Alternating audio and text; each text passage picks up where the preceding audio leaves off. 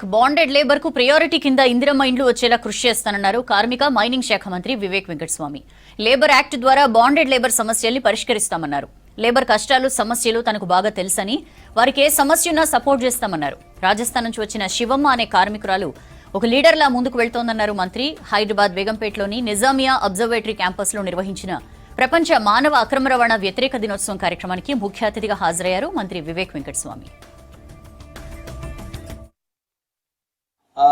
మీరు ఏదైతే చెప్పినారో మాకు రాష్ట్ర ప్రభుత్వం ద్వారా ఏదో ఒక సాయం రావాలి, మంచిగా మాకు రీహాబిలిటేట్ చేయాలని చెప్పి చాలా మంది కూడా చెప్పడం జరిగింది. ప్రత్యేకంగా చాలా మందికి ఒక కోరిక ఉంది, మాకు సొంత ఇల్లు కావాలి, మాకు ఇందిరమ్మ ఇల్లు కావాలని చెప్పి అందరు కూడా మోస్ట్ ఆఫ్ యూ చెప్పినట్టు నేను ఇక్కడ రాసుకోవడం జరిగింది. నేను రాష్ట్ర ప్రభుత్వంలో ఉన్నాను, మీకు అందరికీ కూడా ఒకటేసారి అందరికీ ఇందిరమ్మ ఇల్లులు రావాలంటే కష్టం అని చెప్పి సంవత్సరానికి ఒక్కొక్క నియోజకవర్గానికి 3,500 ఇల్లులు ఇస్తున్నారు. అయితే అందరికీ ఒకటేసారి రాదు.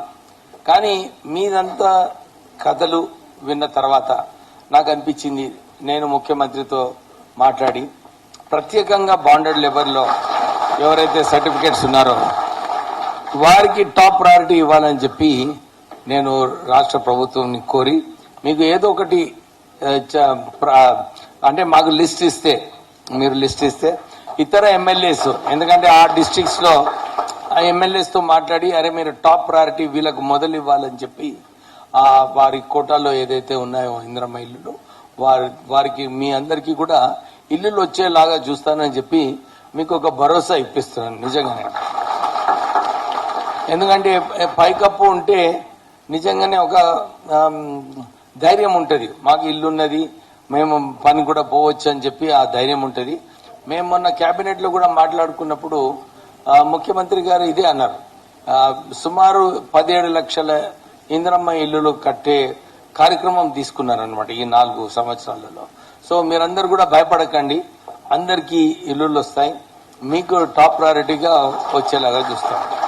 కానీ రాష్ట్ర ప్రభుత్వం ఇంకా ఏం చేయాలి బాండెడ్ లేబర్ కి అని చెప్పి మనము ఈ లేబర్ యాక్ట్ ప్రకారంగా ఎక్కువ ఈజ్ ఆఫ్ డూయింగ్ బిజినెస్ వలన ఇన్స్పెక్టర్ ఆఫ్ ఫ్యాక్టరీస్ అందరూ కూడా ఫ్యాక్టరీస్ లో పోయి విజిట్ చేసే ఫెసిలిటీ తక్కువైపోయింది అనమాట. ఈ ఏమైనా చేంజ్ కావాలనుకుంటే ఒక పెద్ద మీటింగ్ పెట్టండి, I will call the CM. ఎందుకంటే రెవెన్యూ డిపార్ట్మెంట్ ఇన్వాల్వ్ కావాలంటే ఈ ముఖ్యమంత్రి చెప్పినప్పుడే అవుతుంది, మేము ఎంత చెప్పినా కానీ నిర్లక్ష్యం ఉంటుంది.